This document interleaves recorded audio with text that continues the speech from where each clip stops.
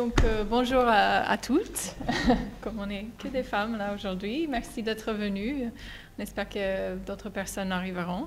Je suis Amanda Murphy, donc maîtresse de conférence ici à Paris 3. Donc, j'ai tenu à organiser cet événement pour honorer notre travail de traduction et le travail poétique de Sandra Moussampès. Donc, on travaille ensemble et puis un peu toutes les trois même sur le projet de la traduction de Cassandra à bout portant, un très beau livre qui vient de recevoir le prix Théophile Gautier, prix de l'Académie française pour la poésie lyrique.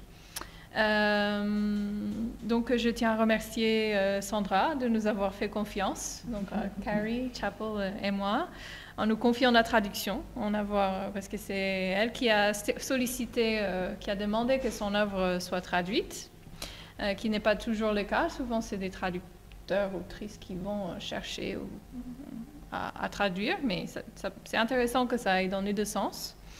Et je tiens à également remercier Léna Hig, Cariou, d'avoir accepté de collaborer pour présenter son regard sur l'œuvre de Sandra Moussampès et de mener l'entretien qui suivra. Je remercie aussi Carrie Chapel donc pour notre collaboration toujours en cours en vue de la publication de Cassandra at Point Blank Range, ce qui sera le titre en anglais. Donc pour les présentations un petit peu plus formelles, Léna Hig, qui commencera l'entretien, est chercheuse, traductrice et poète. Elle prépare actuellement une thèse en poésie contemporaine à l'Université Paris 8 sur Emmanuel Ocar et la maison d'édition Orange Export Limited. Cofondatrice de la revue Point de Chute et co-organisatrice du festival Poétesse, elle a fondé en 2019 le collectif de traduction Connexion Limitée, avec lequel elle traduit de la poésie états-unisienne en français et inversement. Donc leur traduction de Monica de la Torre, The Happy Ending, Bienvenue à tous, est parue en juin 2022 aux éditions Joka Seria. Et celle de Eleni Sikelianos, Ce que j'ai connu, paraîtra fin 2022 aux éditions L'Usage. Et bien sûr, Sandra Moussampès, est lauréate du prix Théophile Gautier de l'Académie française pour Cassandra à bout portant. C'est une ancienne pensionnaire de la Villa Médicis et l'auteur de 12 livres comme Cinéma de l'affect, Boucle de voix off pour Film Fantôme, Colloque de télépathe et CD Postgradiva, tous les deux parus aux éditions de l'Attente. Sunny Girls, poésie parue chez Flammarion en 2015, Photogénie des ombres peintes chez Flammarion en 2009. Donc son travail, on rentre dans les détails, mais en général, travaille en interrogeant les stéréotypes autour du féminin et les non-dits familiaux par le biais d'un environnement inquiétant, cinématographique et autofictif. Elle a notamment écrit sur les photos de Cindy Sherman et les films Mulholland Drive ou Spring Breakers. Et elle est également artiste sonore, vocale et réalise des albums aux éditions de l'Attente et aux éditions Joux. Voilà, donc je donne la parole à Léna Hig peut-être pour une petite introduction autour des figures féminines dans l'œuvre de Sandra Moussampès et un entretien avec Sandra. Est-ce que tu pourrais juste passer les... Bon, tu peux je vais y arriver, je pense. Merci beaucoup Amanda et merci à Kerry aussi pour l'invitation et à Sandra d'avoir proposé mon nom. Et merci d'être là. Donc pour rentrer dans le travail de Sandra, et on va parler plus particulièrement de Cassandra à bout portant, je voulais juste faire une présentation un peu générale sur son travail en m'intéressant aux figures féminines dans son travail. De manière générale, le champ poétique français est traversé ces dernières années par un mouvement de féminisation et de créolisation dans le sillage du mouvement MeToo et illustré par un florissement d'événements et de publications. Je n'en citerai ici que quelques-unes, mais le festival Poétesse en mai 2021, la publication du recueil Lettres aux jeunes poétesses la même année, l'ensemble de colloques et de journées d'études sur le projet des femmes poètes, dont le dernier a eu lieu à l'IMEC en septembre 2021, ou encore la publication par la poète Marie de Quatre-Barbes d'un recueil, d'une anthologie de la jeune génération de poétesses intitulée Madame Tout le Monde en 2021. Dans ce contexte, auquel Sandra Moussampès a participé activement, en prenant part notamment à la série de lectures à la suite de la publication de l'ouvrage Lettres aux jeunes poétesses, je voudrais aujourd'hui présenter le rôle et la place donc, des figures féminines dans l'œuvre de Sandra Moussampès. Les figures féminines dans l'œuvre de Sandra Moussampès sont avant tout réelles. Son œuvre est peuplée de nombreux noms de poétesses passées, dont les citations sont soit mises en exergue, soit ou parfois égrenées dans les dédicaces ou les titres des poèmes. Elle les nomme d'ailleurs ses prophétesses préférées. Parmi elles, Sylvia Plath, Emily Dickinson, Virginia Woolf. Alors Sylvia Plath, visiblement, n'est pas passée, mais Unica Zurn, Gaspara Stampa. Donc, manière pour la poétesse de s'inscrire dans une lignée d'écrivaines féminines.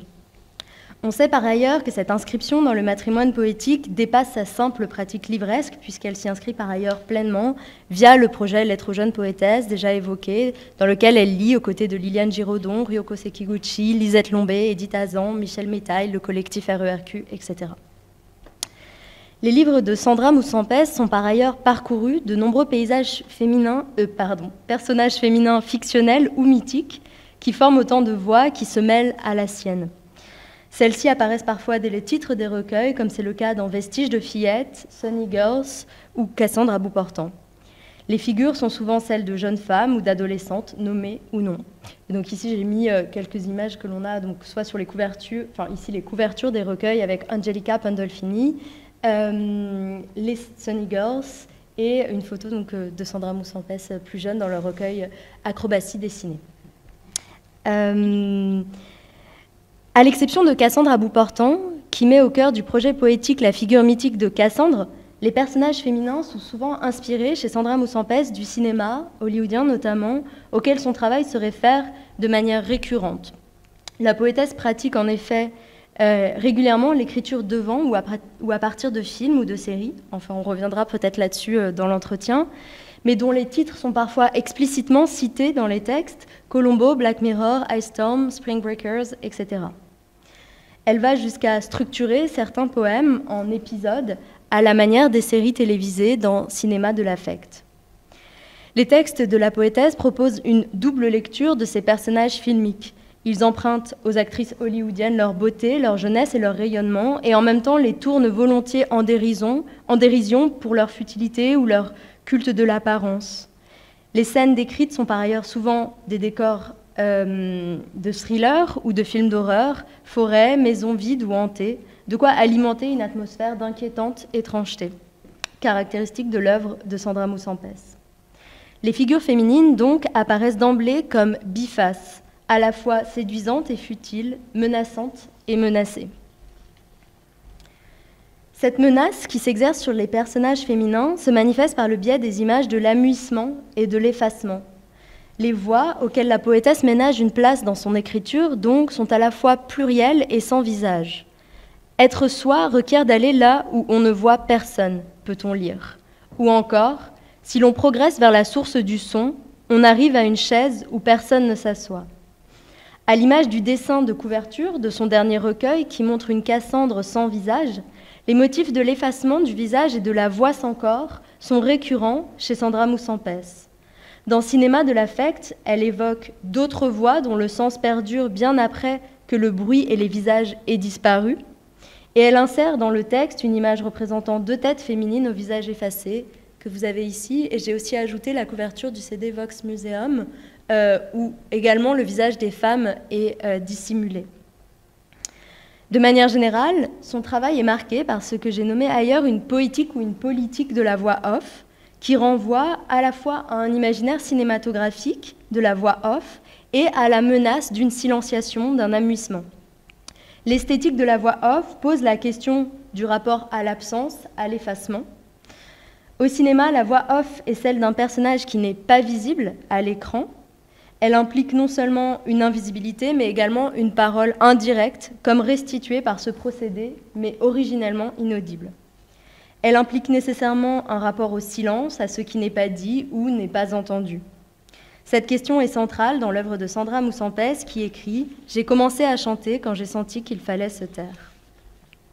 Dans un entretien pour la revue Diacritique, Sandra Moussampès ajoute « Quand les non-dits perdurent, la voix est l'interdit principal. Ces bouches cousues de ce qui pourrait venir enrayer une image sociale, se faire entendre n'est pas audible. » La poétique de la voix off est un instrument de lutte que la poétesse déploie contre l'omerta.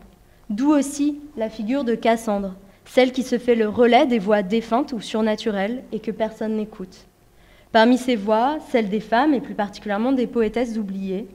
Et sur ce point, ces textes sont très explicites, je la cite. « C'est une chose que d'occulter les générations précédentes, encore une autre, de lire Emily Dickinson ou Elizabeth Barrett Browning, sans sauter une ligne ou pleurer d'insouciance. » Elle ajoute « Il faudra lire et relire les poétesses marquées à vie par le vide et souligne l'irrémédiable trajectoire honnie d'être poétesse. » Pourtant, la poète propose par et dans son œuvre un remède à la silenciation et à l'invisibilisation des figures féminines, remède qu'elle a nommé, je la cite, « la revanche du gramophone ». Tout témoigne dans l'écriture de Sandra Moussampès d'une volonté d'enregistrer les voix oubliées. Son œuvre est marquée d'un bout à l'autre par l'isotopie de l'enregistrement des voix. Les appareils enregistreurs peuplent ses poèmes, dictaphones, gramophones, magnétophones, cassettes. Et une image d'un lecteur de vinyle est reproduite sur une page entière de Cinéma de l'affect que vous avez ici.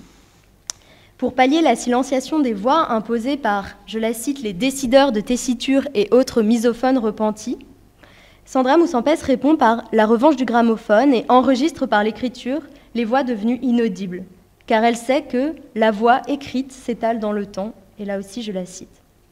Le recueil Acrobatie dessinée fournit un bon exemple de cet archivage de voix, dont la partie Little Princess Diary est majoritairement constituée de sections numérotées, intitulées Archives, et composée de citations anonymes rapportées entre guillemets.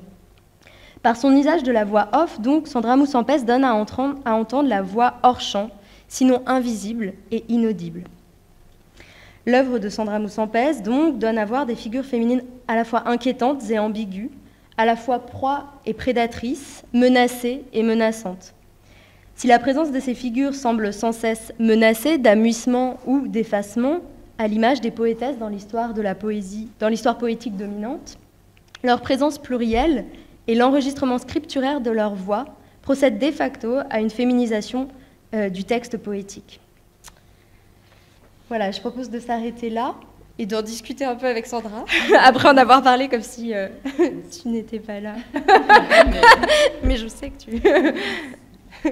Compliqué d'en rajouter, justement, parce que tu as dit presque tout, en fait. Donc, peut-être pour commencer, donc j'ai cité certaines des poétesses que tu cites explicitement dans tes textes, mais je me demandais si tu pouvais peut-être nous en citer d'autres, quelles ont été à part celle-là, ou peut-être tu voudrais nous en dire plus là-dessus, les poétesses qui ont ou les auteurs ou les autrices qui ont influencé ton écriture, voilà, en quelque sorte ta constellation créatrice, tous ces noms qui ont pu t'influencer. Ben merci pour cette belle introduction. Donc oui, alors souvent, bon, il s'agit de l'inconscient, hein, puisque quand j'écris de la poésie, je me laisse avant tout aller à ce qui m'échappe. C'est ça qui m'intéresse, de faire vraiment travailler cet inconscient, tout en évidemment ensuite épurant les poèmes et avoir cette distanciation, hein, mais en même temps, à la base, c'est quand même quelque chose que j'essaye de travailler de manière inconsciente, puisque la vie est d'une certaine manière le laboratoire à flux tendu de l'écriture. Donc, dans les poétesses, certaines, finalement, sont même venues après, puisque j'avais écrit déjà le premier livre, Exercice d'incendie, et il se trouve que mon père était le meilleur ami de la sœur de Ted Hughes, donc le poète de la Reine, marié lui-même à Sylvia Plath. Donc moi, j'étais en lien dès mon enfance avec Allwyn News, qui était l'éditrice et l'agent de Sylvia Plath, et surtout sa belle-sœur, puisqu'elle a éduqué ses enfants après le suicide de Sylvia. Donc déjà petite fille, je ne lisais pas ces livres, mais ils étaient partout, puisque au premier étage, je me rappelle de la maison d'Allwyn à Camden Town, il y avait tous ces bouquins par terre. Elle était assez bordélique, et donc voilà, une femme avec une personnalité assez forte. Et donc elle-même était, alors justement avec des choses très paradoxales et pas forcément...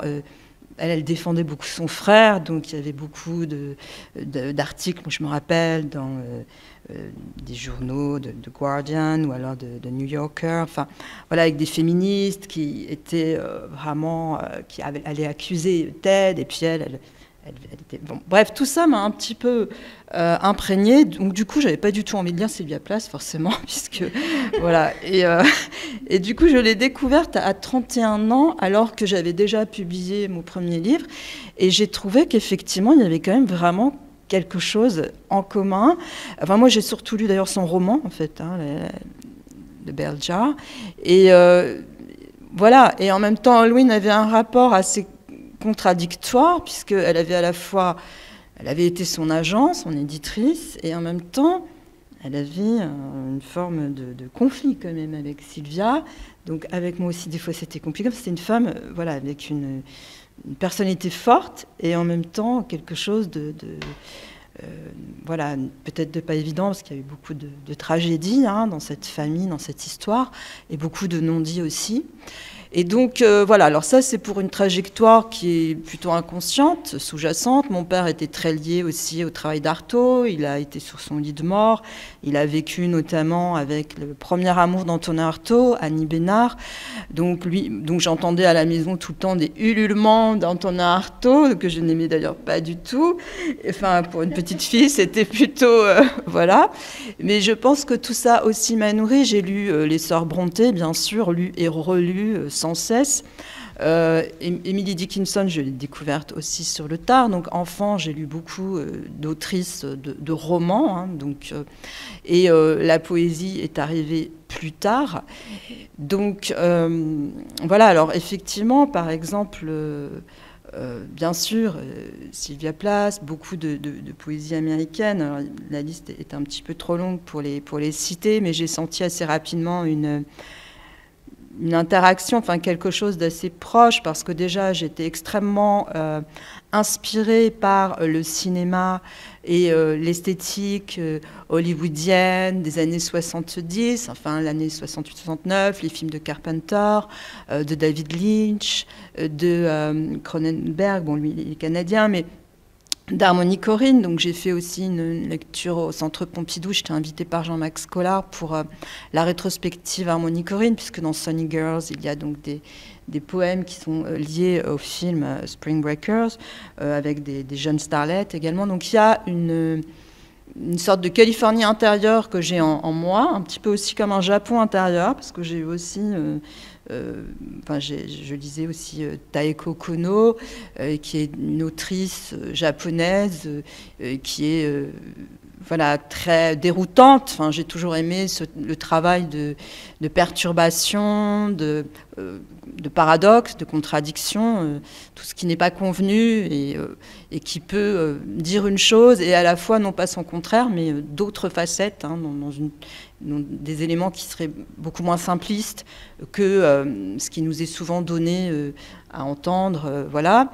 Il se trouve que j'ai découvert, il y a peu de temps d'ailleurs, une autrice coréenne, une poétesse, Kim Ye-soon, et je me suis sentie aussi très proche de son univers. C'était quelqu'un qui m'avait conseillé de la lire, et avec voilà, une poésie très organique, très crue, très aussi féminine, mais féminine de manière assez trash. Je ne sais même pas si en France, elle serait voilà, peut-être trop crue d'une certaine manière.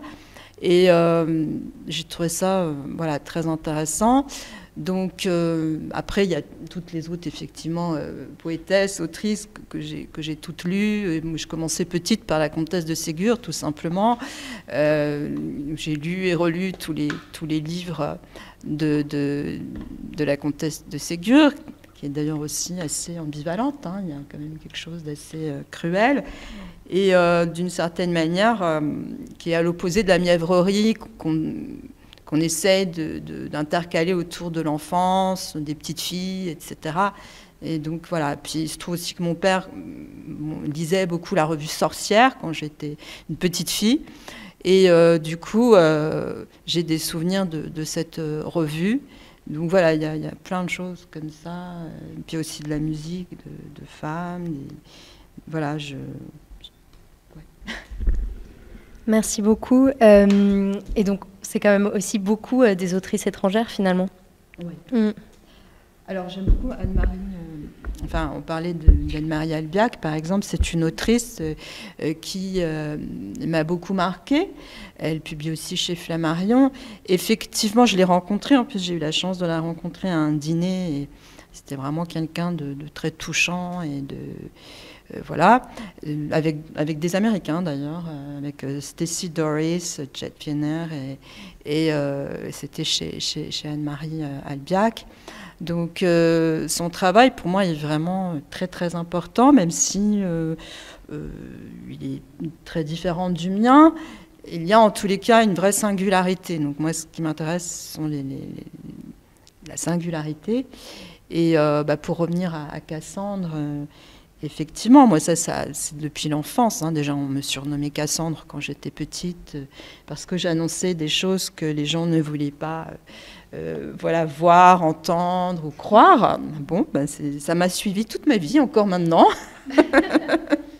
Donc, j'en ai pris un peu mon parti. Voilà, je me sens une Cassandre. D'ailleurs, c'est pas très loin du prénom de Sandra. Et ce personnage m'a toujours vraiment beaucoup intéressée, parce que si on voit dans les...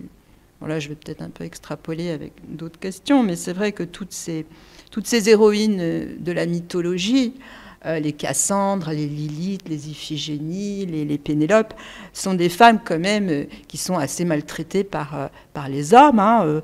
Alors voilà, Lilith a été quand même... très éprouvées par Adam, elles attendent, un peu comme la Belle au bois dormant qui attend des siècles son prince charmant. Donc à chaque fois, c'est quand même des figures de femmes assez traitées comme des parias finalement, hein, comme des sorcières qu'on brûle. Bon, alors maintenant, on les brûle avec des mots, c'est autre chose, mais on les brûle toujours quand même. Et donc, du coup, voilà, c'est aussi cette mise en avant de personnes, ou alors elles se sont toutes suicidées. Bon, d'ailleurs, on prend Sylvia Plath, Virginia Woolf, ou même des poétesses beaucoup plus récentes. Si on regarde bien, beaucoup de ces femmes, d'ailleurs, je peux mettre aussi Anne-Marie Albiac, ont eu des vies assez compliquées. Si on prend l'équivalent des hommes poètes d'aujourd'hui, ou d'il y a une quarantaine, une cinquantaine d'années, ça s'est passé différemment, hein, en vieillissant, etc. Et on peut dire que le patriarcat est quand même extrêmement présent, moins maintenant, et tant mieux, ça évolue vraiment, mais c'est assez récent. Donc...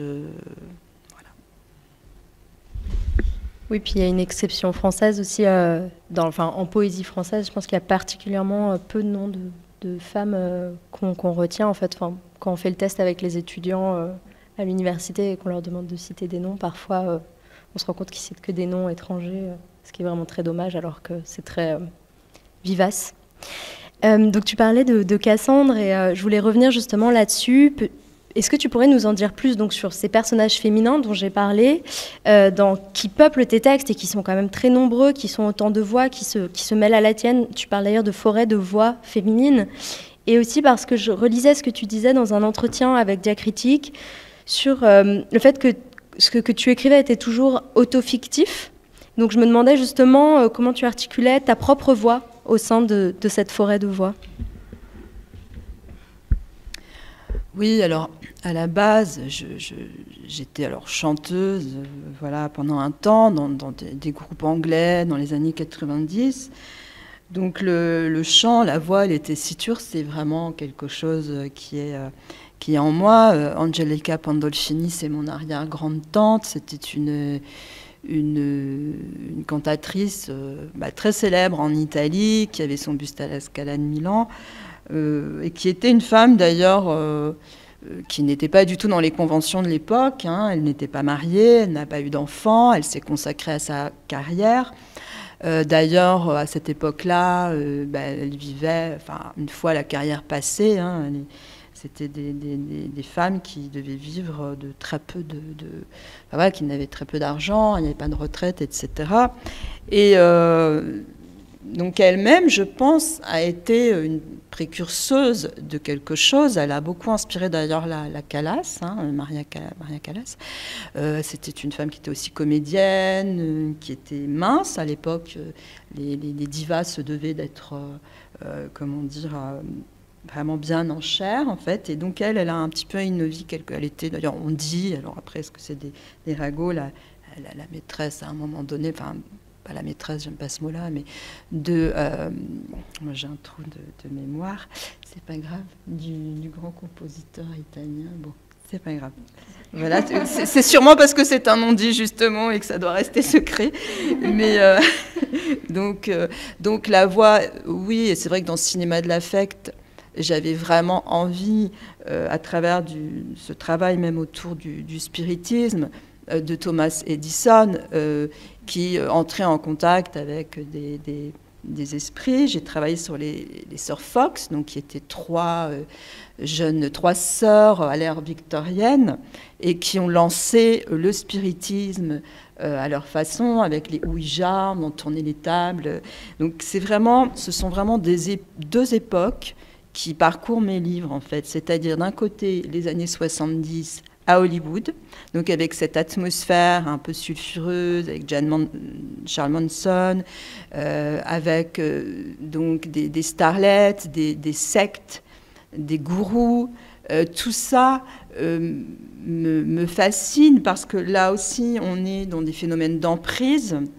Et également l'ère victorienne, donc le 19e siècle, avec, pareil, une esthétique très particulière aussi, et ces jeunes femmes qui devenaient médiums, qui donc faisaient venir beaucoup de monde. Alors il y a les sœurs Fox, Florence Cook, Rosina Sevina, enfin, je m'intéresse beaucoup aussi à ça, parce qu'elles ont fait découvrir comme ça une forme de spiritisme. Alors souvent, ensuite, elles ont été traitées d'escrocs. D'ailleurs, vous voyez, au féminin, je ne sais même pas... comment le dire, escroc féminin, ça n'existe apparemment même pas, c'est quand même assez étonnant. Et en même temps, moi, ce qui m'intéressait, c'était de voir la frontière entre le vrai et le faux, parce que le fait divers des sœurs Fox, à la base, elles communiquaient donc avec un esprit dans une maison, qu'elles disaient hanté. Donc, elles ont eu un succès fou, tout le monde venait les voir, elles ont gagné beaucoup d'argent, et les familles au passage, hein, parce que souvent c'était un père ou un oncle qui mettait ces jeunes filles en avant. Et puis des gens sont venus, des experts entre guillemets, et ont estimé que c'était une escroquerie, donc elles ont été bannies, déchues. Alors elles sont toutes mariées, parce que voilà, elles étaient... Et puis finalement, un jour, on a découvert qu'effectivement, dans cette maison, il y avait bien eu un mort. Des gens ont découvert ça. Donc je trouvais très intéressant cette frontière finalement entre le vrai et le faux. Qu'est-ce qui est vrai, qu'est-ce qui est faux? Et c'est pas toujours aussi simple. Il n'y a pas ce manichéisme. Donc toutes ces jeunes femmes, en fait, traversent des époques. Moi, quelque part, évidemment, c'est auto-fictif ce que j'écris. Après, je ne peux pas vraiment toujours situer exactement où ça se passe, parce qu'on a tous une énigme en nous, et je pense que la poésie permet de révéler une énigme sans pour autant l'expliquer. Hein. C'est ce que je dis dans un de mes livres. L'explication, en gros, ne m'intéresse pas, si c'est la seule chose qu'il reste à l'inexpliqué, par exemple. Mais donc ces époques sont, voilà, quelque part, pourtant je ne connais pas spécialement la Californie, donc je veux dire, il y a quelque chose qui est peut-être intrinsèque. Et par rapport à ce que tu disais aussi, oui, alors le côté autofictif, alors il est vrai qu'avec Cassandra à bout portant, plus encore que dans les autres livres qui déjà retraçaient tout ça, qu'il s'agisse des détournements autour des stéréotypes du féminin, mais aussi de la dénonciation des faux-semblants. Tout ce qui est faux-semblant, pour moi, est très prégnant. Et là, j'avais vraiment envie d'évoquer, d'explorer les phénomènes d'emprise dans les relations toxiques. Alors évidemment, c'est toujours de manière très transmutée, très sous-jacente, mais il y a quand même néanmoins certains textes et certains poèmes où on peut vraiment voir de quoi il en retourne. Donc les phénomènes d'emprise dans les relations toxiques, qu'il s'agisse de la sphère du couple, la sphère familiale, les sectes aussi, comment finalement des personnes peuvent être dans ces méandres, et puis aussi le travail autour des atmosphères, puisque souvent, dans notre monde, on est dans quelque chose d'assez linéaire, d'assez temporel. Et moi, ce qui m'intéresse, c'est justement quelque chose qui est beaucoup moins, qui n'est pas dans le linéaire, mais qui est dans une forme d'intemporalité où des époques peuvent se croiser. Ça se réfère bien sûr à mon vécu, évidemment, ne serait-ce que des petits épisodes comme la compagne d'Artaud, enfin, qui était à l'époque la compagne de mon père, mais bien avant que je naisse, qui vivait dans l'île Saint-Louis et qui avait des automates, et qui donc m'a offert une poupée disant à mon père, elle ressemble à Sandra, quand Sandra, enfin, j'étais petite, j'avais 6 ans, et c'était assez vrai, espèce de petite poupée de porcelaine que j'ai malheureusement perdue au cours des déménagements. Donc voilà, il y avait quelque chose aussi de bizarre, parce que c'était une époque très libertaire aussi, les années 70. Je sais que mon père vivait, enfin voilà, il recevait beaucoup de gens différents, dans une grande maison dans le sud de la France. Il y avait quelqu'un de la bande Abadère qui était venu, enfin il y a toutes sortes de gens, des profs de fac, enfin, mais il y avait cette atmosphère quand même assez curieuse et qui peut effectivement faire écho à cette atmosphère des années 70, donc aux États-Unis, les mouvements hippies qui sont là, les thérapies, les premières thérapies, le New Age qui est venu de là, et qui interrogeait à la fois mon père, mais qui moi aussi, ce sont des choses voilà, qui me fascinent, qui m'intéressent. Merci beaucoup. Bon, on a dit beaucoup de choses, enfin tu as dit déjà beaucoup de choses, mais je voulais peut-être te poser une question plus particulière sur la dimension filmique de tes textes. Parce que donc, parfois, tes textes donnent l'impression de vraiment, que tu as vraiment écrit devant des images. Et je me demandais si ça t'arrivait ou si c'était vraiment comme, quelque chose des images qui revenaient après coup. Voilà, si tu avais l'idée de travailler les images d'un film en particulier, comme tu disais pour Spring Breakers et Sunny Girls, ou si c'était vraiment des choses qui arrivaient de manière un peu contingente dans ton écriture. Non, en fait, je trouvais très intéressant comme exercice, déjà il y a très longtemps, de visionner un film et d'écrire dans le noir, donc des notes. Donc réellement, la plupart du temps, c'est en visionnant quelque chose, mais pas forcément quelque chose que j'ai prévu de visionner. Là, par exemple, pour un prochain texte, un prochain livre, j'ai visionné des documentaires sur Netflix, notamment autour d'enquêtes non résolues, de choses assez mystérieuses, à Los Angeles d'ailleurs. Enfin, bon. Et donc non, vraiment, par exemple, Sunny Girls, le livre Sunny Girls, donc le film Spring Breakers, c'était aussi le visionnant. L'épisode de Black Mirror, Nosedive, je l'ai vu plusieurs fois. Alors effectivement, à force de le voir, tout ça a été inscrit en moi et correspondait aussi à mon vécu. Hein, donc tout est en lien. Donc il y a effectivement souvent quand même une écriture devant le film ou l'épisode ou le documentaire. Après, les choses, effectivement, se retravaillent par la suite et sont jamais tout à fait... c'est quelque chose de l'ordre du support à mon propre travail. Et donc, pour la voix, comme effectivement, je suis aussi... je fais des performances, je suis aussi artiste sonore.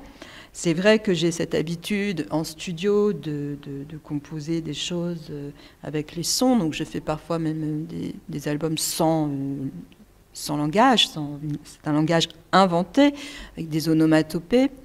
Et je dirais que mon travail est parcouru par le sonore, par le sensoriel, par le visuel, aussi quand même par la philosophie. Donc c'est un peu un ensemble, peut-être moins par le mental, mais on a besoin, je crois, de tout ça pour créer. Et donc, voilà, c'est comme quand j'écris sur les tessitures de voix. Tout ce qui m'intéresse, c'est aussi tout ce qui nous échappe, parce que finalement, qu'est-ce qui échappe plus que la voix qu'on a? C'est compliqué.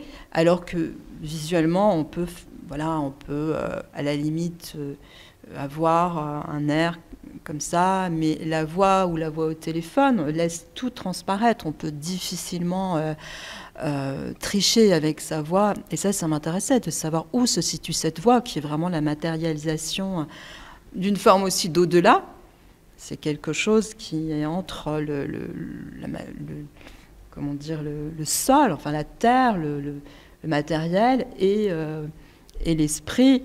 Et c'est quelque chose qui se situe quelque part, mais nulle part aussi. Et quand la voix reste dans des mécanismes, dans des répondeurs téléphoniques des années, je ne sais pas, 80, c'est fascinant parce que ces voix restent là, on ne sait pas où elles sont, elles pourront même peut-être pas forcément être entendues. D'où mon travail sur les gramophones, les dictaphones, les magnétophones, etc. Merci beaucoup. Et je me demandais justement, donc il y a en effet tout un pan sonore dans ton travail, mais par contre, j'ai l'impression que en tout cas, je ne connais pas de travail avec l'image mouvante.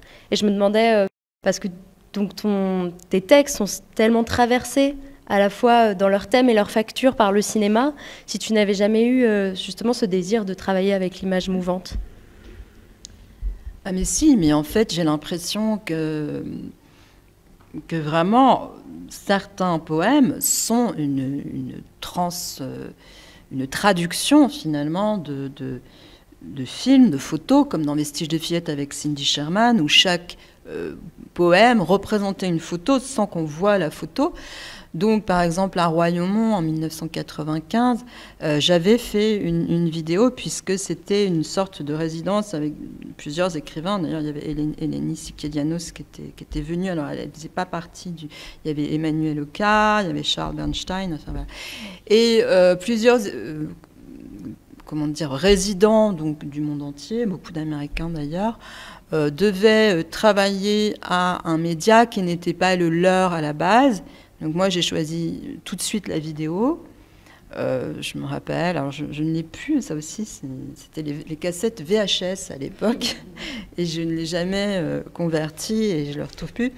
J'avais fait un travail à la base, j'ai ensuite écrit un poème dans Vestiges de fillette, qui représentait finalement la vidéo. Donc j'ai voulu vraiment traduire par les mots quelque chose de purement visuel et sonore. J'avais fait donc une vidéo où j'étais nue dans une douche, tout simplement, avec un siphon. Et ce poème parlait d'une poupée qui finissait par partir dans le siphon. L'effacement. Voilà, l'effacement totalement. Donc c'était pas spécialement gay comme vidéo, mais j'avais incorporé déjà une forme de chant et cette vidéo. Voilà, donc c'est vraiment quelque chose qui m'intéresse bien sûr. Merci. J'ai peut-être une dernière question parce que on a peut-être plus beaucoup de temps, mais en tout cas, donc voilà, à propos de ce travail de la voix, il me semble que tu as un nouveau projet autour justement de Cassandre et de la voix. Et je voulais te poser la question de tes projets actuels et peut-être que ça peut être quelque chose qui nous intéressera ici. D'accord. Alors déjà, il va y avoir un nouveau recueil qui est dans la continuité des autres, même si chaque livre va appuyer différemment certaines thématiques. Les univers se retrouvent, mais à chaque livre, il y a quelque chose de toujours différent. J'inclus aussi parfois des albums, mais aussi des photos, la plupart du temps, ou des captures d'écran, de films. Donc, quelque part, c'est comme un travail de vidéaste, finalement, puisque je fais comme ça des captures d'écran et j'écris autour de ça.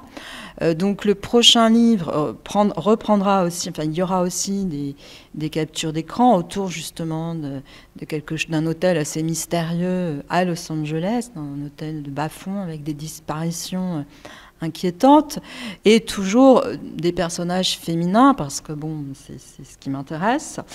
Donc, il y aura vraiment, alors là, beaucoup d'éléments du cinéma, et liés à un film de David Lynch, qui déjà passe beaucoup dans mes livres, mais là, ce sera, entre guillemets, le centre, et toujours, c'est ce travail autour donc des phénomènes d'emprise qui me passionnent, donc dans les époques, comme je citais, des années 70, aussi autour de ce que moi j'ai vécu. Donc je vais renforcer cette parole-là autour donc des relations toxiques et des traumas, puisque c'était déjà commencé avec Cassandre à bout portant, mais pas de manière bruyante. C'est un féminisme qui est très acharné, mais qui n'est pas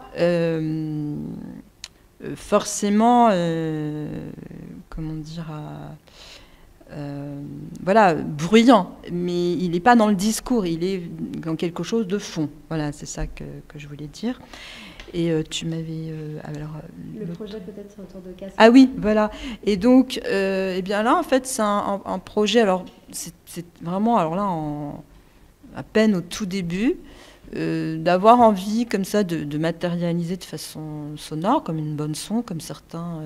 Donc le livre, mais en fait ça commence à s'orienter finalement vers autre chose. Je ne pense pas qu'il y aura forcément beaucoup de texte du livre. Et c'est peu à peu, voilà, j'ai envie de refaire un opus sonore, mais avec des participations d'autres personnes. Alors là, pour le moment, c'est un petit peu à l'état d'ébauche. Mais comme pour tous mes projets, au début, on est dans une forme de chaos, enfin de quelque chose de chaotique qui est vraiment essentiel et nécessaire à la création, parce que c'est comme ça que les choses arrivent, en fait. C'est du chaos. Merci beaucoup. Je pense qu'on va rester sur le chaos.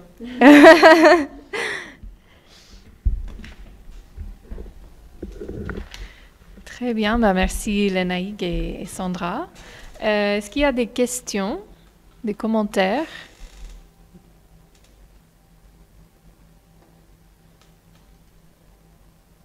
Non? Ok. Est-ce que tu veux bien nous faire une petite lecture alors, Sandra, pour qu'on perçoive tous ces éléments? C'est comme les poèmes qui résonnent le plus avec toi aujourd'hui. Voilà. Justement, j'avais envie de lire les poèmes qui sont déjà traduits par Carrie et Amanda et qui, je pense, illustrent aussi ce qui s'est dit. Alors. Est-ce qu'on pourrait lire la traduction après? Avec musique. Excusez-moi. Je vais éteindre. Voilà. Est-ce qu'on lit notre traduction aussi après? Oui, si vous voulez. Mais oui. Okay. Alors, c'est lesquels Alors, donc, j'ai commencé par objet féminin non identifié. Là. Ah bah oui, c'est de toute manière, c'est ce qu'on avait dit, c'est très bien. Ça, à la fin. Oui, c'est parfait. Voilà. Objet féminin non identifié. Des princesses filmiques, échappées d'un couvent orienté à l'est, savent depuis longtemps jusqu'où elles peuvent aller. Elles se sont réfugiées dans une maison hantée, abandonnée depuis 1972, fatiguées d'avoir marché des heures dans la forêt. Elles savent à présent qu'à tout moment le récit peut s'arrêter. Le film peut se dématérialiser. Elles rentreront alors dans leur famille aisée de Beverly Hills ou dans un de ces lotissements luxueux de Santa Monica en bordure de mer. Pour le moment, elles mâchent du chewing-gum à la fraise sauvage, écoutent du dubstep en se trémoussant dans un couloir mordoré, allongées sur de vieux matelas posés à même le sol poussiéreux. Il reste sur la table de la cuisine des cornflakes figés depuis 1972. La boîte est recouverte de toiles d'araignée. Les énoncés publicitaires ont gardé les couleurs passées de l'époque. On pressent quelque chose de vaporeux dans l'atmosphère, des ectoplasmes, à la recherche de leur histoire, des corps qui essayent de s'infiltrer dans d'autres corps. Nous ne savons pas ce qui se trame ici. Toute explication serait incomplète devant l'ampleur des débats invisibles. Les voix off s'entremêlent. Où se trouvent les souvenirs dont tu ne te souviens pas? La similarité des chevelures. Une maison se détache du reste de la forêt, vidée de ses occupants depuis des siècles. Un lustre se balance, prêt à se détacher du plafond. Je voudrais réduire l'image, la recadrer, mais je n'arrive pas à ouvrir le fichier sur l'état des lieux. Il semble que ce moment ne soit pas archivé. Des ensembles structurels se devinent, un contexte sociétal omniprésent, une langueur, plus empirique que théorique, viendra enluminer tous les écrans de la salle extérieure. La chevelure de l'une couvre le corps de l'autre. Certains corps sont emboîtés. Les souffles se répandent dans la pièce. Voici la sensation principale dans cette bourgade middle class. Rien ni personne n'est vraiment certain de ce moment, mais les choses vont reprendre leur cours. Concept et rideaux fleuris pour tout bagage. On demandera aux étudiantes d'être prudentes en sortant. On leur expliquera qu'un rôdeur s'introduit dans les chambres du campus. Certaines recrues se souviennent de moments sectionnés dans leur mémoire archivée. Des morceaux de discussion sont enregistrés par de vieux magnétophones dont on retrouve des traces sonores quelques années plus tard. J'ai eu de longs cheveux qui jamais ne tombaient en boucles souples ou en jets de lumière dorée. Je préférais filmer ceux des princesses, caméra au point, depuis ma chambre prénuptiale. Elle marchait toujours dans une forêt de sapins géants, vert foncé, d'où nulle fille blonde ne sort indemne. Je me souviens d'un tableau figuratif dans un salon en friche, avec des personnages prêts à sortir du cadre. Des jeunes filles, en train de dormir, pelotonnées l'une contre l'autre dans leur chandail, qui ressemblaient à des princesses hippies encerclées de feu. Parfois, la maison brûlait. Les rushs furent laissés à l'abandon dans un hangar, les héroïnes filmiques invoquant des entités revenues de vies antérieures parmi leurs camarades, enrobées d'une manière cotonneuse. Si elles ont fait vœu de chasteté, ou si la luxure les attire ici, elles peuvent entrer. Elles sont finalement réapparues dans la maison abandonnée. Petite décompensation salutaire. Après avoir obtenu leur diplôme de fin d'année en tenue de pom-pom girl. Cette diversion indique des capacités vocales exceptionnelles ou permet de nager dans une rivière pailletée. Elles n'ont pas vu ce qui, dans une propriété privée, ordonnant par un panneau géant « Défense d'entrée », peut alerter sur une impossibilité future à quitter les lieux. Je vous laisse lire en anglais ces 2 poèmes.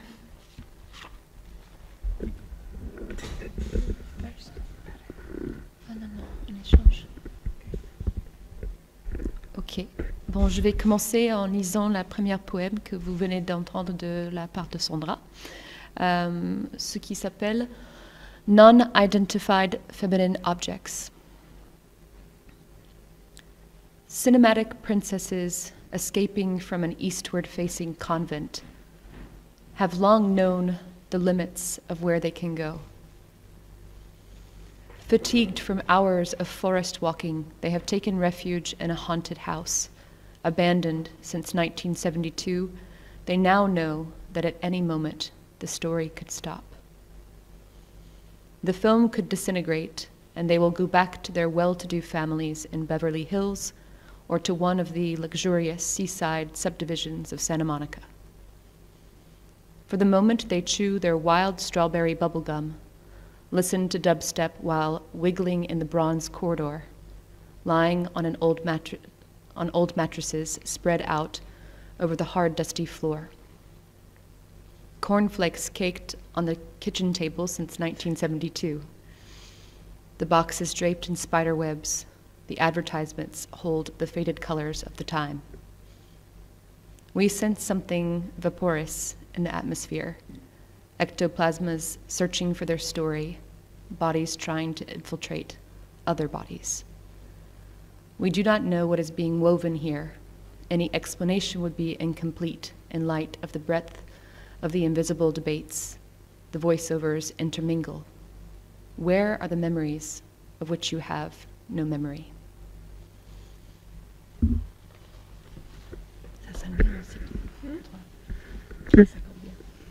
Okay. And the similarity of hair. My voice. A house stands out from the rest of the forest, emptied of its occupants for centuries. A chandelier sways, ready to detach itself from the ceiling. I would like to reduce the image, reframe it, but I don't know how to open the folder on the state of affairs. It seems that this moment has not been archived. Structural ensembles can be mapped, an omnipresent societal context, a more empirical than theoretic inertia will come illuminate all the screens in the outdoor room. The hair of one covers the body of the other. Some bodies are locked together. Breaths disperse throughout the room. This is the main feeling in this middle-class town. Nothing nor anyone is truly sure of this moment, but things pick up again, concepts and flowered curtains for any baggage. Female students will be told to be careful when they go out. We'll explain that a prowler has been going into bedrooms on campus. Some recruits recall moments sectioned off in their archived memories. Pieces of conversation are recorded by old tape recorders, of which we find the sound traces a few years later. I had long hair that never fell in soft curls or in streaks of golden light. I preferred filming that of princesses, camera in hand, from my prenuptial bedroom. They would always walk in a forest of dark green giant pines from which no blonde girl ever came out unscathed. I remember a figurative painting in a fallow room with figures about to step out of the frame. Young girls sleeping, curled up against each other in their sweaters, hippie princesses encircled by fire. Sometimes the house was burning. The rushes were left to abandonment in a hangar, the cinematic heroines invoking entities back among their sisters from previous lives, enrobed in a fluffy material. Whether they have taken an oath of chastity or lust attracts them here, they may enter. They have turned up in the abandoned house, a little salutary decompensation after having received their end-of-the-year diplomas, dressed as pom-pom girls. This diversion indicates exceptional vocal capacities or allows one to swim in a glittery river.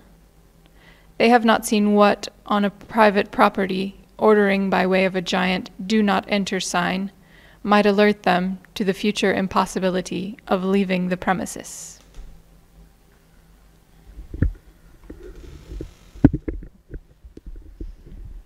C'est bien parce que voilà, ça donne un autre angle de perception dès qu'on est dans une autre langue, en fait. Le cloître. Le tableau penche toujours mystérieusement. Un groupe d'étudiantes prend la place des starlettes hippies, oubliées dans l'ultra-conscience des jours suivants. Comme dans une réunion AA en 12 étapes, ou à un congrès évangéliste, elles susurrent leurs prénoms en chœur avec un niveau vibratoire jamais atteint, mais ne tombent pas dans les pommes. Elles ne sont pas prêtes non plus à scintiller dans le vide, ni à se mouvoir en bikini, à parcourir des mètres de pensée entre souvenirs au scalpel et domicile psychique préfabriqué. De même que le stress est additionnel, un stress supplémentaire engendre une multitude d'autres stress post-traumatiques. Par exemple, un coffre de magie noire offre des cercles mordorés à croiser simultanément sans qu'ils se frôlent, mais ils s'entrecoupent. Ou bien les formes circulaires d'un état à un autre s'enfilent comme les perles d'un lustre qui tanguerait dangereusement au-dessus d'un bal sans invité. Doublure. Nous sommes des créatures forgées dans du ciment, poupées ou cadenas, assemblement hypothétique de petites formes condensées. L'interlocutrice blonde nous attend, se tord sur le sol mauve, toute une nuit, puis tout un jour, recroquevillée dans un espace clos. Femme devenue brune ou rousse, sur moquette orange aux motifs ambivalents, dont l'intuition se devine à une symphonie pour absente clonée.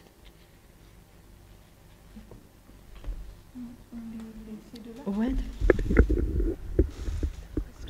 Ok.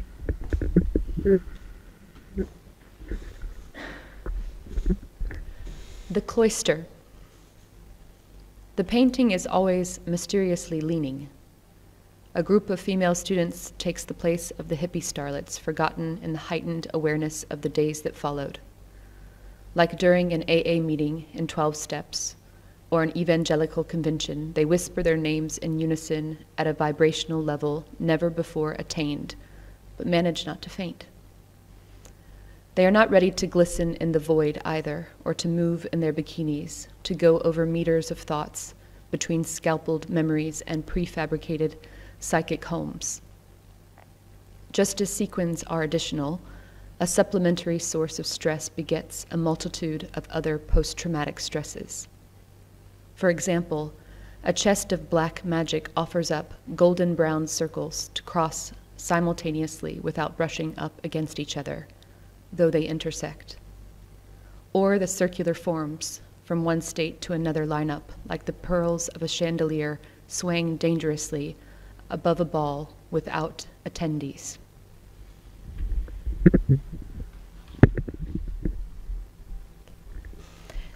Doubles. We are creatures forged in cement, dolls or locks, hypothetical assemblies of small condensed forms.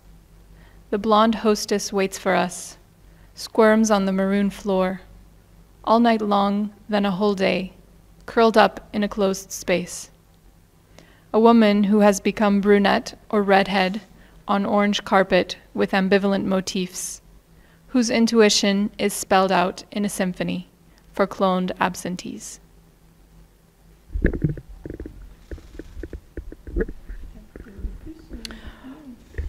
Peut-être, vous voulez qu'on fasse une pause ou hein, peut-être faire une petite pause ou j'en lis encore un et après on fait une pause. Et si on lisait en même temps l'anglais? Ah ouais, c'est une bonne idée ça. Ah ouais. En polyphonie. Non, en polyphonie pour les pluralités de voix justement. Tout à fait. Mais le micro du coup. Ah oui. Bon. Alors du coup on peut le mettre. Mais Naïk, tu peux lire le français Non. Alors c'est lequel? L'atelier dédié. Alors l'atelier dédié à la réappropriation des miroirs. Atelier. It's workshop. Oh yes. I think in English. Right. The keyboard too. Ah, why is it? It's oh, in you French. have it in... The keyboard is in French. Okay. All right. Ready? Yeah, let's read together, okay? L'atelier dédié à la réappropriation du miroir. Je suis prête, dit-elle, nue sous une nuisette rose bonbon, bandage au poignet. Combiné téléphonique sur le sol, induisant l'enroulement du film sur lui-même. La conversation d'un film fantôme est enregistrée. Parler dans le vide est une sinécure. Cette voix grave et modulable se cogne au bloc de ciment sous les murs habillés de papier peint. C'est une caméra obscure qui me guide. Vous êtes donc la femme en question? J'ai longtemps habité une pièce rectangulaire. Je ne sortais pas de cette chambre. Je voulais choisir mon propre langage sans être dérangée pour assembler les mots réparés.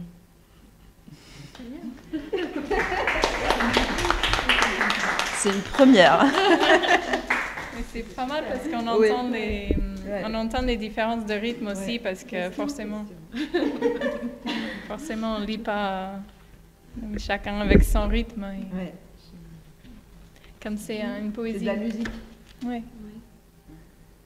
Et c'est agréable de lire en entendant l'autre langue aussi. Tout à fait. Bon, on fait une petite pause peut-être. Vous pouvez prendre un café et puis au retour, on parlera un peu plus de notre traduction. Merci, super. Ça va vraiment bien. J'aimerais bien ça avoir fini en fait. Ça a fini, je pense. Ah ben oui, j'espère. Mais la traduction est super.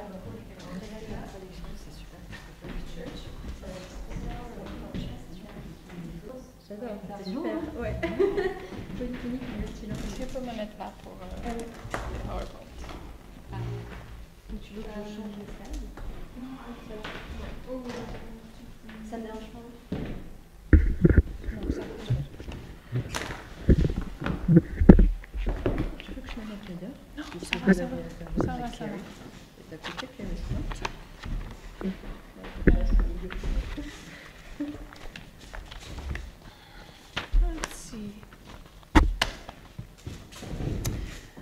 Ok, donc on va se tourner à présent vers le travail de traduction en cours. Donc je vais quand même présenter Carrie Chappell rapidement, même si on le fait ensemble, mais bon, on n'a pas fait l'introduction formelle pour que tout le monde sache voilà qui elle est. Alors, si je le trouve. Donc Carrie Chappell détient un MFA de l'Université de New Orleans Creative Writing Workshop. Elle enseigne l'anglais à l'Université Sorbonne Panthéon. Elle est l'auteure de Loving Tallulah Bankhead, publié chez Paris Heretics cette année, et de Quarantine Daybook, publié en 2021. Et certains de ses poèmes plus récents ont été publiés chez Iron House Literary Review, Nashville Review, Yamasee et d'autres, et ses essais ont paru dans Diagram, Fanzine, New Delta Review, The Iowa Review et d'autres. Et chaque printemps, elle organise Verse of April, une publication de poètes. Voilà. Donc, comme je disais, on va parler de notre travail en commun. On va rentrer un petit peu dans notre atelier de traduction, habité à deux et parfois même à trois, quand on partage nos doutes avec Sandra. Donc je voulais on voulait parler un peu de nos choix de traduction en regardant quelques extraits, mais surtout parler de notre approche. En tout cas, moi, je tiens plutôt à parler de notre approche de l'œuvre et pourquoi cette traduction à deux ou à quatre mains, à 6 yeux. Donc je vais me concentrer sur 3 points. Enfin, notre présentation regroupe un peu 3 points. La question de la poésie, et de ce que veut dire traduire le poème en fonction de l'idée de poésie aussi qui se dégage de l'œuvre. Traduire une voix féminine qui s'inscrit dans une démarche féministe et vise à porter la voix de toutes les femmes sans être féminisme bruyant, comme elle a dit Sandra tout à l'heure. Donc, que veut dire traduire en tant que femme et plus spécifiquement en tant que deux femmes américaines aussi. Carrie parlera un peu plus de ça. Et traduire la spécificité de la poétique de Sandra Moussampès. Donc, comment entrer en relation pour continuer autrement son œuvre.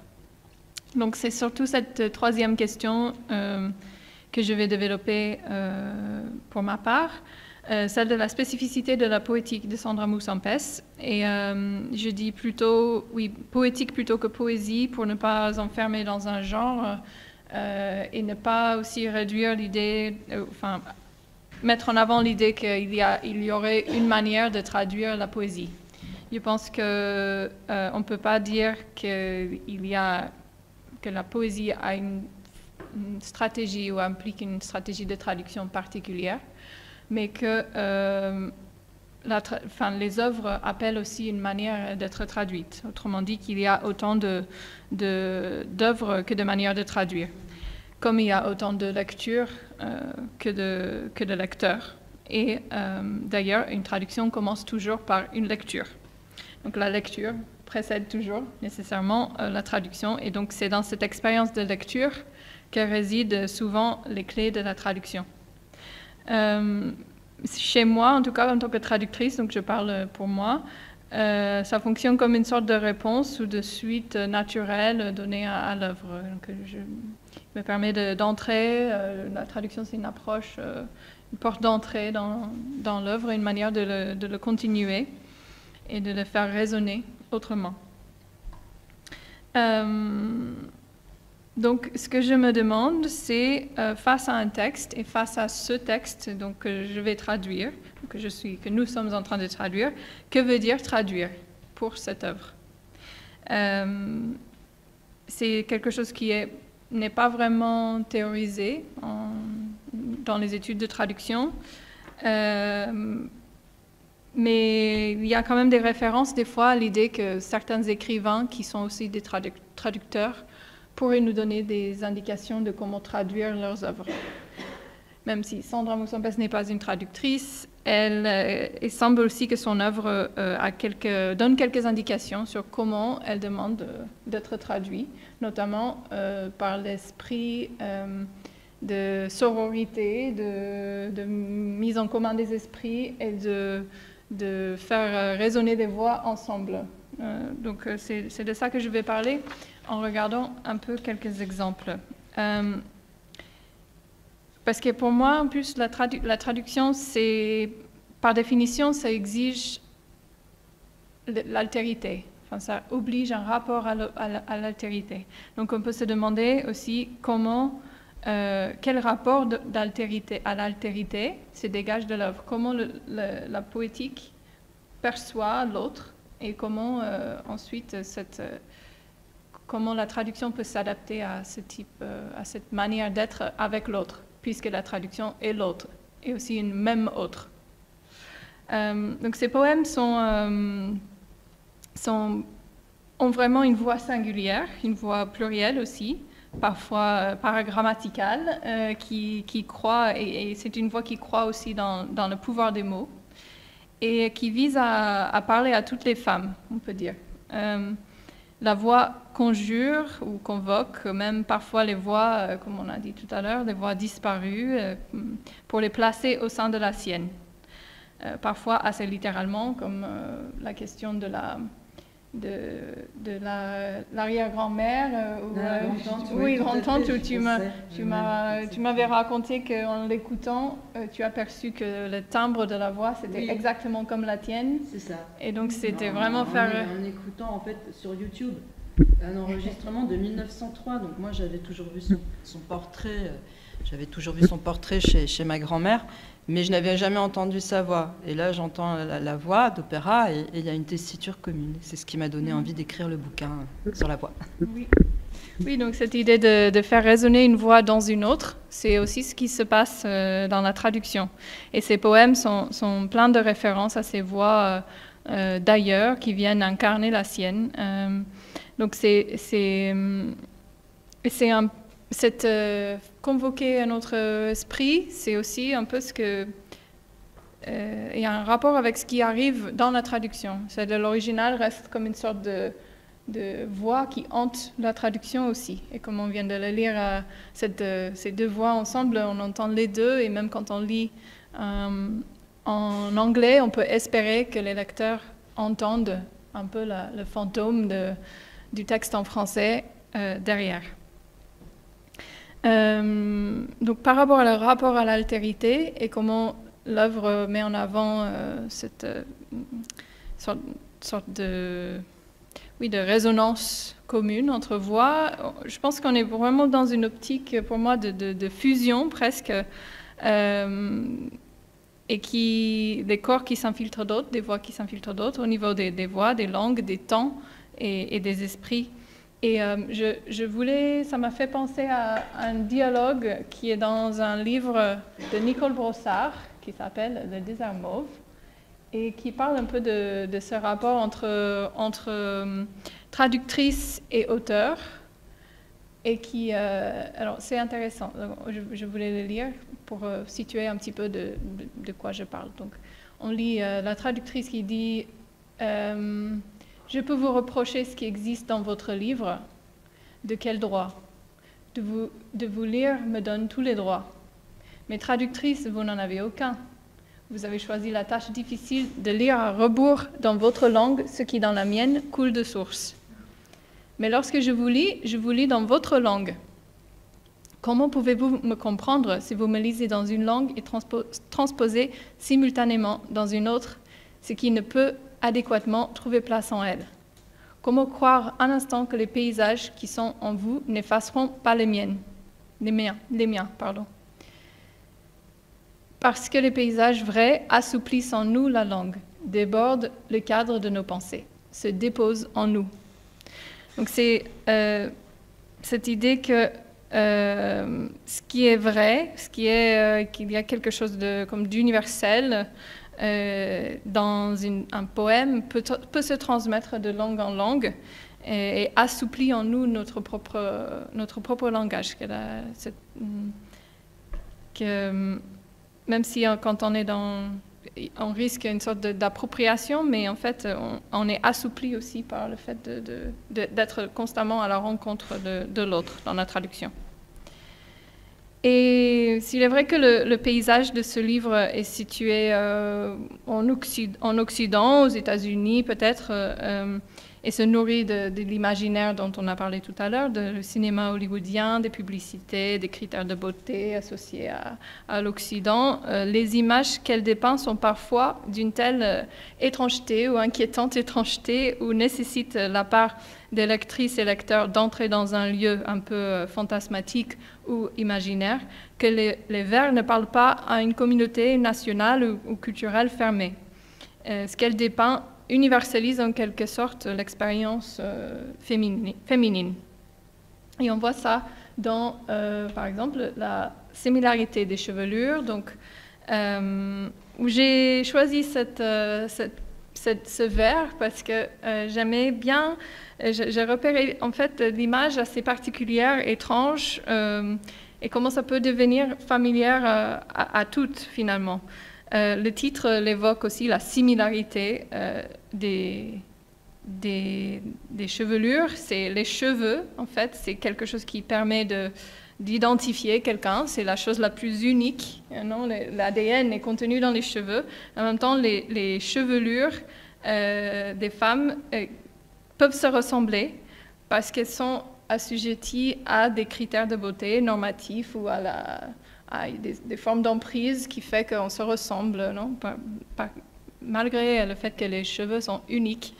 Donc j'ai trouvé ça assez, je sais pas, je réfléchissais à des cheveux, voilà, et on a remarqué que nos cheveux aussi, on s'est dit, on a les mêmes cheveux. Hein. Et donc dans ce poème, par exemple, on voit la chevelure de l'une couvre le corps de l'autre. On voit une sorte de la chevelure comme une sorte de lien qui va de l'un à l'autre. Certains corps sont emboîtés, les corps sont emboîtés, les souffles se répandent dans la pièce. Et dans la traduction, on avait écrit « The hair of one covers the body of the other. Some bodies are locked together. Breaths spread throughout the room. » Et je me souviens que j'avais envie de mettre « breath » sans S. Et on avait discuté de ça avec Carrie, parce que c'est les souffles. Et en anglais, « breath », c'est pas vraiment... on peut dire « take a breath », mais c'est pas vraiment comptable. On dit plutôt « breath » pour décrire là. Mais ici, on avait envie de garder un peu l'étrangeté de cette image en écrivant « breaths spread throughout the room ». Oui, donc on voit ici en fait l'un et l'autre des corps sont dans une même situation, à même le sol, dans une maison abandonnée, donc dans le poème qu'on a lu. Et c'est les cheveux, la chevelure qui les lie. Dans une autre partie de ce poème, on demandera aux étudiantes d'être prudentes en sortant. On leur expliquera qu'un rôdeur s'introduit dans les chambres du campus. Donc on voit qu'il y a une communauté d'étudiantes, donc au féminin. Donc ici, le féminin, ça posait un peu problème et on a écrit « female students » finalement. Et en fait, ce qui est intéressant, ce qui s'est passé dans la traduction, c'est qu'on a construit un oui, un nous, qui nous implique aussi, parce qu'ici, on a le on en français. On demandera aux étudiants d'être prudents en sortant. On leur expliquera qu'un rôdeur.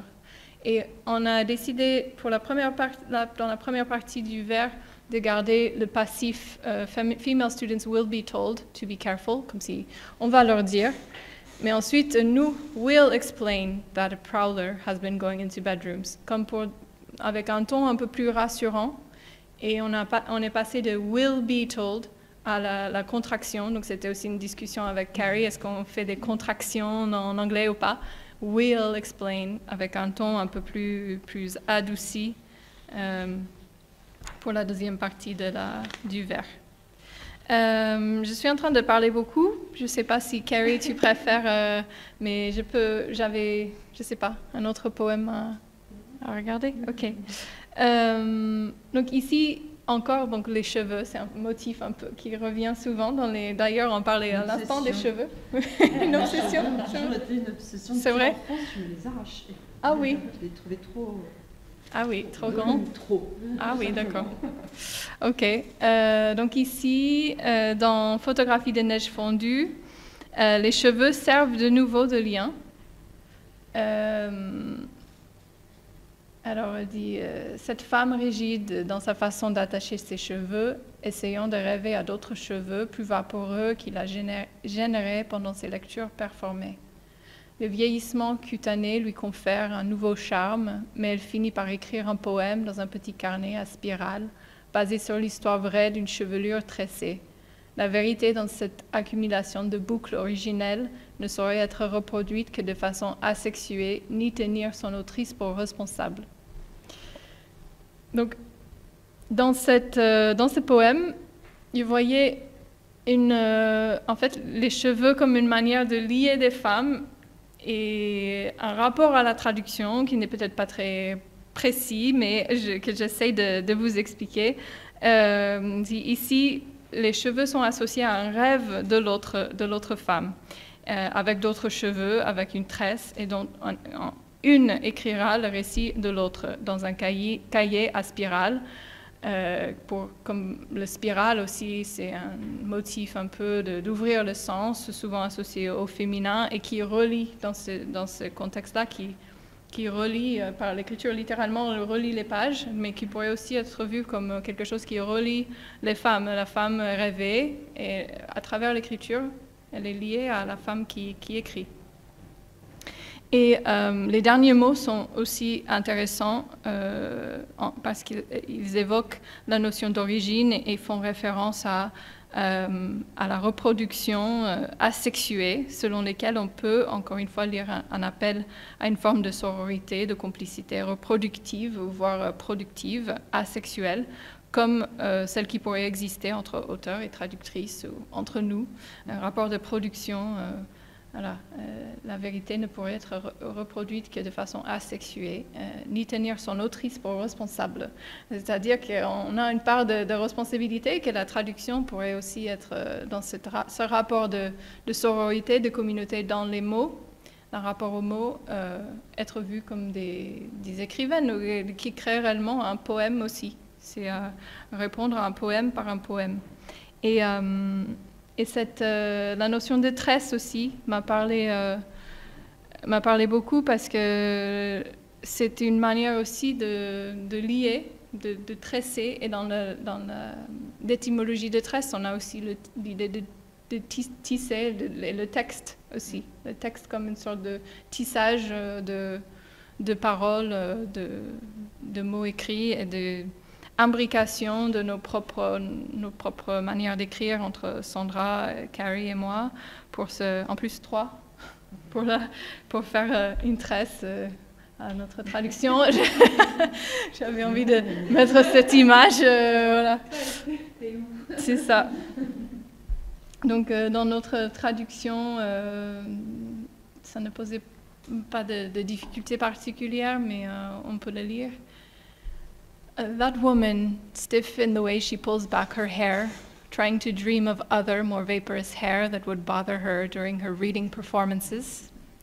The skin growing old confers on her a new charm, but she ends up writing a poem in the little spiral notebook, based on the true story of braided hair. The truth in this accumulation of original curls can only be reproduced in an asexual way, nor can it hold its authoress responsible. Voilà, donc ce que je retiens surtout de cette manière de concevoir la création, la production, la simultanée des voix, c'est que ce qui se transmet, c'est l'idée de l'écriture comme une manière de laisser des traces, et des traces de plusieurs qui s'imbriquent et de prévenir contre ce qui pourrait éventuellement arriver. Donc cette idée de menacer et menaçante aussi. Être menaçante, enfin les femmes qui sont menacées, mais aussi menacées dans la manière dont elles prennent les mots aussi. Elle implique cette vision, un engagement collectif envers les mots et que la traduction permet de prolonger, d'étendre à d'autres contextes et finalement d'impliquer d'autres femmes. Donc sur ça, je laisse la parole à Carrie. Bon, moi, je vais vous parler un peu de mon approche en tant que poète. Dans un sens, je vais appeler pour ce projet, pour ma pratique de poésie. Et comme Amanda a parlé un peu de ce qui est une sorte de lecture, de travail, d'œuvre de Sandra Moussempès, et qu'elle a un peu imprégné son travail avec certains indices à comment être traduite. Je dirais peut-être qu'en approchant un projet comme ça en tant que poète, moi j'ai quelques précautions, j'ai un sentiment de peur presque, parce que être poète, être femme, être poète est déjà pour moi une partie de vie très protégée. Il y a sûrement une forêt de plein de voix, et c'est exactement ces voix qui me font un peu peur, parce que je ne veux pas les écraser avec la voix pour laquelle j'ai beaucoup combattu moi-même, et j'ai peur parfois de rouler dessus la voix de quelqu'un d'autre. Donc, il il y a une partie de moi qui pourrait dire que la traduction d'une poète est une tâche un peu fâcheuse, considérant toutes les nuances d'expression qui s'éclatent dans la voix d'une femme en train d'écrire ou d'une femme écrite, et considérant toutes les nuances qui se révolutionnent dans son espace de conçoit, de redistribution de corps, de langue.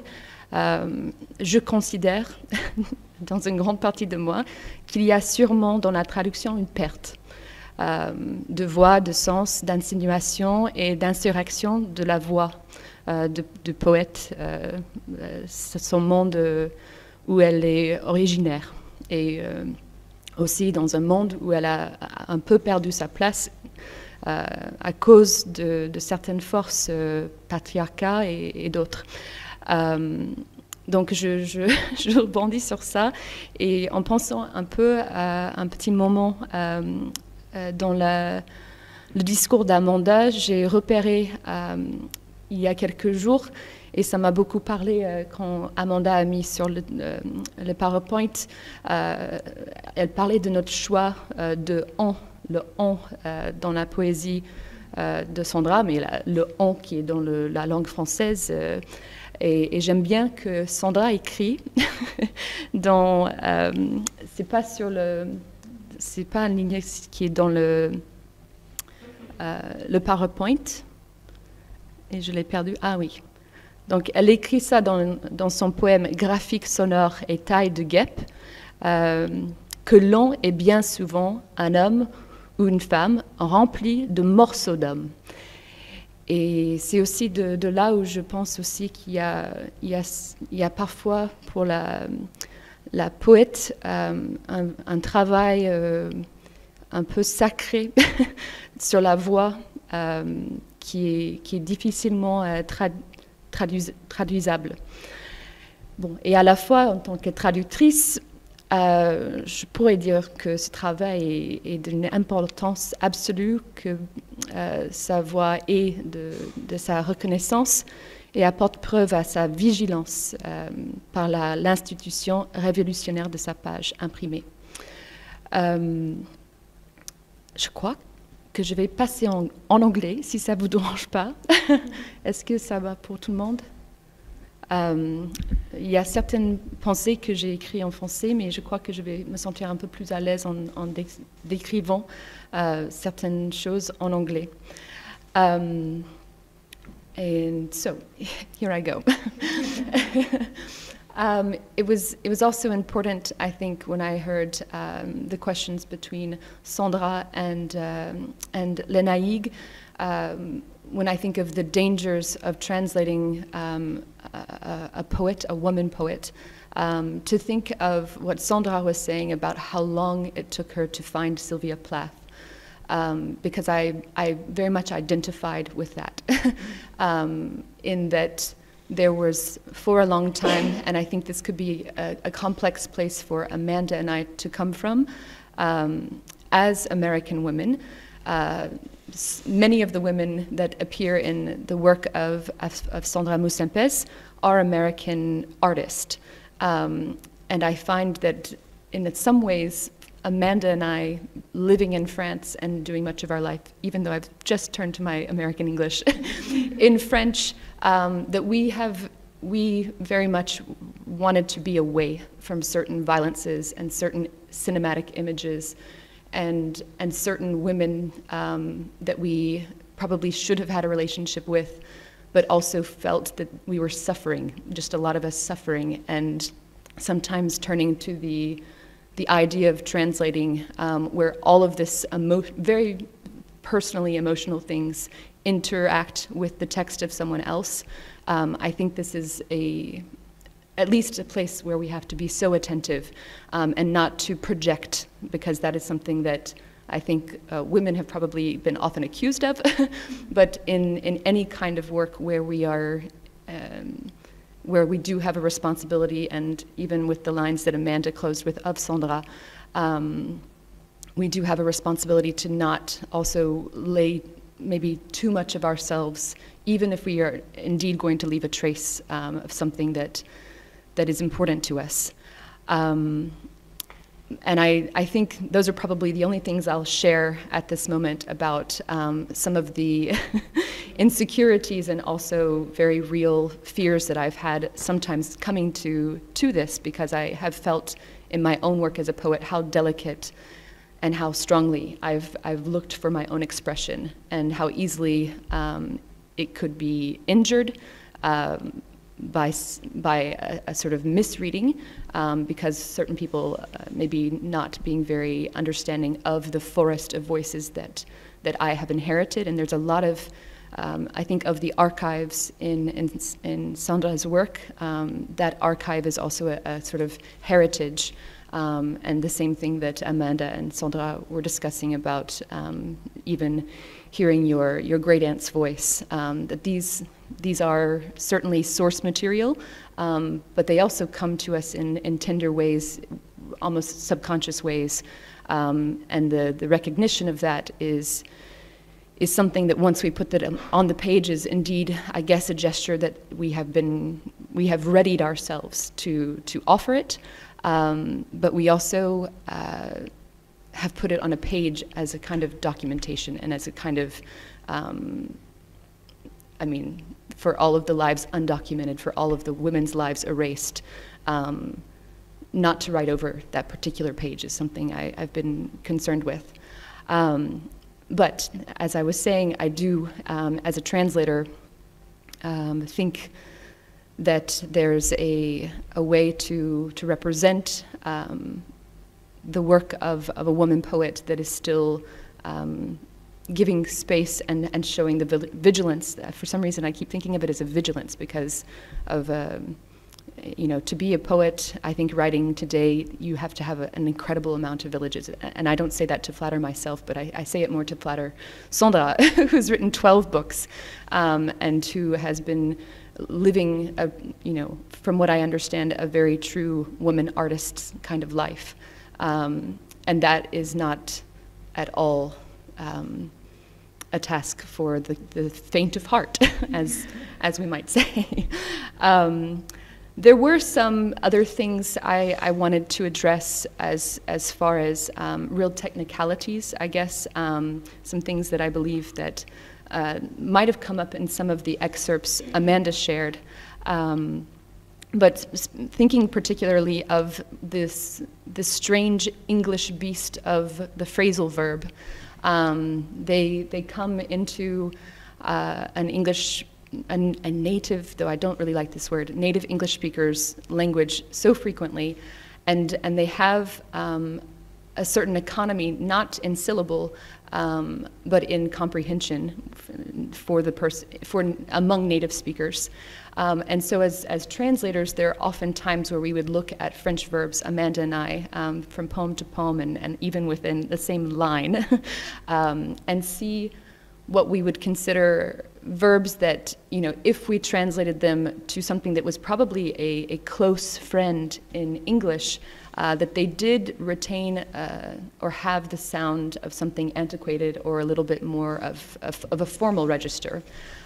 This strangeness was sometimes very interesting to us, something that we might even want to keep within our translation, but there were certain times, and I guess if we could go to La Cloître. Yes, so this is the poem we read for you earlier. Sandra read the French, of course, her poem, and then we read I'll stay on the French for a second, but and then we read our English translation of it. But we have, I was particularly interested in looking at the lines here, à parcourir des mètres de pensée. And parcourir, of course, I think can be translated, if you were to look this up on Lingui or in other understandings, or even just in the internalization of this word, if you're a non-native French speaker, you learn, I think, the multiple applications it can have. But as we went from parcourir de mètres de pensée, there's a certain rhythm there. There's a little bit of alliteration here with the P's. And we don't have that. We just don't have that in the English. And these are some of the weird sacrifices too. and you say, I say sacrifice, it really is like creating, I don't know how to put it, it's not creating a new text, in that we have the it's a subtext, yes. And it is maybe an element of hair. You have the under hair, you have the curlier hair, you have, if we bring this back, but this idea that there's something that we couldn't avoid maybe for readability when we consider that. And so we in the English, for this particular section, did in fact go to go over meters of thought. And go over and thought with parcourir and penser, and I guess the syllabics of that too actually really just sort of change. But there is no, I don't know, we had to in many cases choose, or we felt obligated to choose a kind of phrasal verb, and I think it's I think for people who live in France and who have chosen to move away from an English culture, sometimes these losses feel deeper because we have fallen in love with parcourir and not with to go over. We've fallen out of love with to go over. In the same way, this is also in La Cloître, in the second section, where we have another phrasal verb, where I think a sonic thing, and this is something that I know Lénaïque has really focused on in her readings of Sandra, the sonic literature that is Moussempas's œuvre, and so you know the verbs here that are in a sort of strange faint beige yellow. The French that would go with this is sans qu'il se frôle, mais il s'entrecoupe.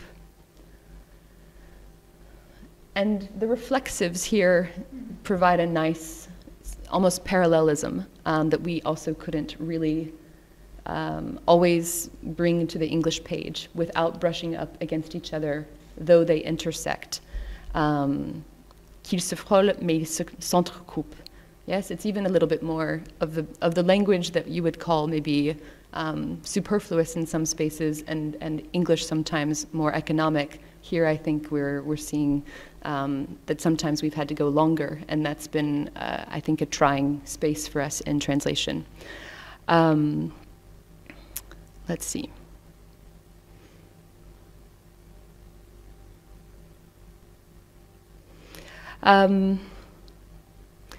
Well, moving on then to my next moment with some of the text, just to stay closer to some of the technical things.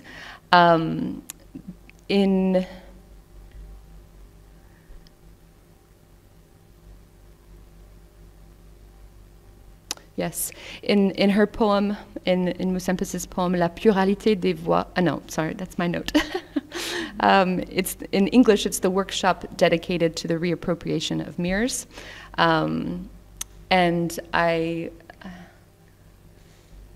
yes, here looking at some of the layering that we see throughout the collection, throughout Cassandre à bout portant, Cassandra at point blank range, there is a lot of open and sort of sitting dialogue. It's not monologue because we always have it in quotations, and then we know perhaps from listening to Sandra and Lénaïque earlier that these can be moments that come out of maybe writing in the dark with just the luminescence of a screen, or also the inherited voices, the forest of voices, the many women that are infiltrating one single feminine thought, and all of the hairs and all of the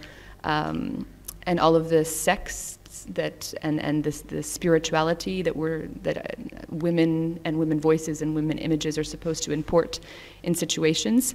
And I think we've also had to look very sincerely at the way that the dialogues translate, because it does, when you see the guillemets, or if you open quotation marks, there's something that we've had to question about how spoken it sounds, whereas of course the whole the whole collection, if we read it, has its sonority in this way as well. But I thought, just looking, I guess, and this is one of the poems that stays with me, I think, because I love the last line, and I love it as a reflection, I guess, on the act of being a female or woman poet.